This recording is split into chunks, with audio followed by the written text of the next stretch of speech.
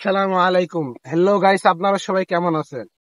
আপনাদের দোয়া ও বদদোয়ায় আমি অনেক অনেক ভালো আছি। এখন আমরা এসেছি কুয়াকাটা সমুদ্র সৈকত। এখানে অনেকজন গোসল করছে, অনেকজন বসে আছে, অনেকজন গল্প করছে। পরিবেশটা অনেক ভালো, আপনারা সবাই আসবেন, এসে দেখবেন জায়গাটা কেমন। বন্ধু যখন বলে আয় আমার বাড়ির সামনে দিয়া হেঁটে যায়, বুকটা ফেটে যায়। এই শালার আবার কোন দেশ রে মন্দিরা আমাদের গ্রামের বাউরে রানী দেশে কুয়াকাটা সমুদ্র সৈকত জান না সবাই আমার কাটে না জমি শালাক রাগে ছাপিয়া